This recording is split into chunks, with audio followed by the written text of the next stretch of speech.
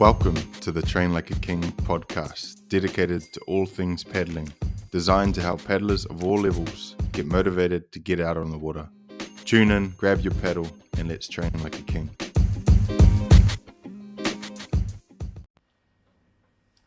Hey guys, welcome back to another Train Like a King podcast episode. Today I'm going to talk about last week's Shaw & Partners WA race week. An awesome, packed week of racing. It was a pretty tough week physically. 5 races in total, starting with the Fen West Coast Downwinder. Then we had 2 Sunset Surf Series races during the week. The Dash for Cash on Friday, and then the Doctor on the Saturday. Now, I have competed in this race once before, last year, and I will say that this year was a significant improvement in my overall results. You know, this race attracts a lot of the top paddlers because, you know, not only is it a really well-known race here, the Doctor itself, but Shaw & Partners put up a pretty significant prize pool, you know, of money, surf skis, paddles, giveaways, you know, that makes it pretty appealing to top paddlers around the world. So it's one of the best races that you can do if you want to race against the top surf ski guys. And the world champs are also this week, you know, 1 week apart, so it also, that kind of adds to this year being one of the most competitive yet. Although I don't have all of my finishes placings in front of me, I think I maintained for most of my races a top 20 finish. The best I did maybe was like definitely top 10 open during the week. However, overall points, I ended up 14th in the open men's division with overall points for the week, which I was very happy about. Pretty happy because I think last year, even in the Doctor alone, I was maybe 36, something like that. And I distinctively remember even getting my butt whipped by the likes of Dean Gardner, and not that that's a tough thing to do, 9-time Molokai champion, and Jim Walker and guys like that. However, this year I managed to do a lot better and be competitive against some big names. So, you know, but that kind of just makes me hungrier to come back and do better, hungrier to do better this week at the World Champs. And yeah, so I guess what were my biggest learnings this last week? You know, when you're in a new sport like surf ski, coming from outrigger, you know, every day is a new day of learning. And I think the biggest thing I learned was that paddle choice makes a big difference.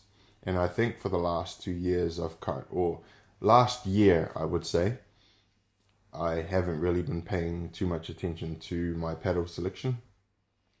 So I have been using, for the past year or over a year, I have been using a Yantix 760 minimum 212 centimeter length paddle. And it's been fine. It's been good for me. It's won me national championships, and I've won a lot of local races with it, and it's been good. But when I arrived to this race week, I raced the Fen West Coast Downer with it, and then I raced one of the Sunset Surf Series races with it. But I got to talking with, a lot of the local paddlers and top paddlers, and asking them what kind of blades and paddles they use. And it turns out that, the paddle that I use is way too big for ocean paddling, relative to the norm. And so I basically decided to explore other options during the week, which is not always good, because you don't really want to change things, the week of the race. But, I thought, why not? So the best way I went about it was actually to try and source a paddle that was very similar to what I was already using. And lucky enough, I was able to do so. I was able to get the same paddle shape and same brand, so that my angle would be the same and I wouldn't be changing too many metrics. And I managed to get my hands on a 720 size blade instead of a 760, with a flexible shaft rather than a stiff shaft. And that made, I wouldn't say it made a huge difference, but it was a lot more forgiving on my arms and my forearms. So I feel like that is the type of paddle I would go for in the future of long distance surf ski paddling. So that's a massive learning curve for me. I probably could have been a little bit more onto it and less ignorant in terms of my paddle selection early on, but sometimes it's not about having the best equipment. It's just about starting, putting in the work, and then you'll pick up things like this along the way. On the opposite spectrum, you can go jump right in and get all the best gear and amazing gear, but if you don't put the work in, then it doesn't really matter. So I feel like this learning has probably come at a good time. Like, I've gotten to a certain point in my surf ski paddling performance, but I want to take that next step now, which likely means, stepping up my paddle choice. So that was learning number one.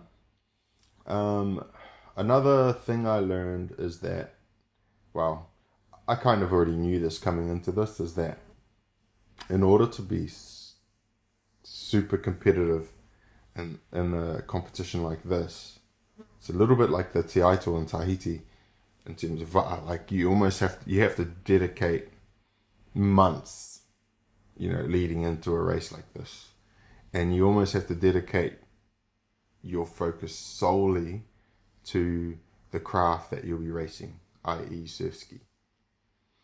Now, I would say that I didn't have the most specific build up for this race, because I had a lot of other races that kind of I had to focus on. I had outrigger races and other things that kind of,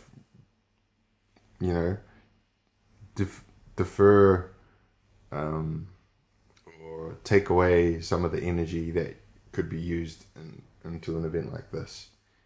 Now, that is one of my goals in the future, is actually to reduce my commitment to so many races, and I really want to focus in and dial in on one particular event. Spend 12 to 16 weeks solely training for one event. I'm known to basically race every race that I can all around the world, which is amazing, and it's an amazing experience. However, you're almost setting yourself up to no doubt you can still have some good performances, but you're setting yourself up to have like more of like average performance, but lots of experience, lots of races. Or you can flip the switch every now and then and actually dial right into one specific event, make that your main priority, and cut the noise, cut the background noise, and focus and dial in on that one particular event. That is something that I am thinking I'm willing to do next year, and more specifically in line with surf ski races, big surf ski races that are the most, most well known, and I guess the big important races of the year. So yeah, that was a learning. Is basically I could have done a lot more in preparation for a big event like this. Two big events like this, WA Race Week and the World Champs.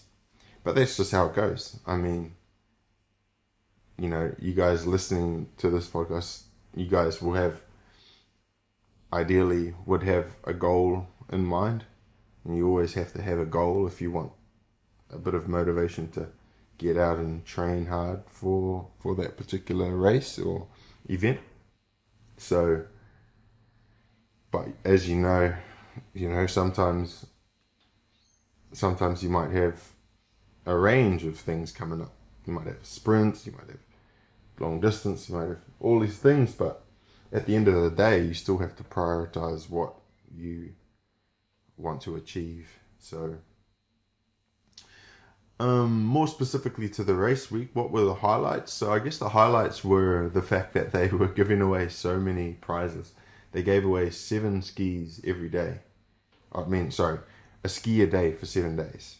And then they gave away pretty much a paddle every day. But some days they gave away 5 paddles in a row. Some days they gave $3,500 away. Even just the amount of money, $180,000 of prize money up for grabs over all divisions, including OC1 outrigger divisions, doubles. There was prize money for each individual race, but then there was prize money for the overall week. So it was pretty incredible, and I hope that they continue, Shore and Partners continue to run this event, because I think it will just continue to grow attraction, grow paddlers' interest from around the world, and setting itself up to be one of those one of the main events of the year. It already is, I think, in a lot of top paddlers' minds. Other than the Molokai Challenge. The Molokai Challenge is a special one because it definitely doesn't get the same numbers as a race like this. Probably because of the difficulty getting there. However, this is definitely a big one. So, big thank you to Dean Gardner, to Shore and Partners, Earl, for running an amazing event. The conditions, basically, the first race, the Fen West Coast Downwinder, we had good wind. We had really good wind, but that was probably the best wind of the week. And then as the week went on, the wind just died off. So for the 2 Sunset Surf Ski Series races, it was very calm and very hot. We got up to 40 plus degrees, and it was really difficult. The air is really dry here, so in those slogs, I would call it, it was like a pain cave trying to battle and sprint against top surf ski paddlers in the world. But it was good training at the same time. And then the Dash for Cash, I surprised myself.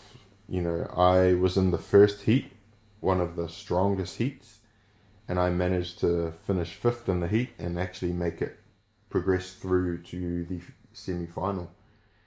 However, in the semi-final, halfway through the race, you kind of already have a gauge whether you're going to end up in the top 5 or not. And I definitely wasn't. So I just pulled off and saved my energy for the doctor.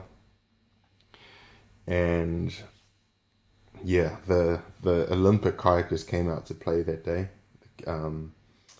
Canadian Olympic sprinter, and then also the Australian-based sprinter Riley Fitzsimmons. Those were the two guys gunning for that first place, but the Canadian got it in the end. I think he won 5 of 5 races. And then it came to the doctor.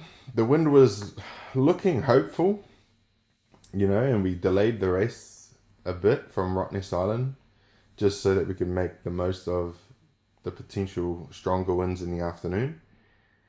The direction was good. It was blowing straight to the marker. The marker is basically a point that you have to, it's a turning marker that you have to go around before you make your way to Sorrento Beach.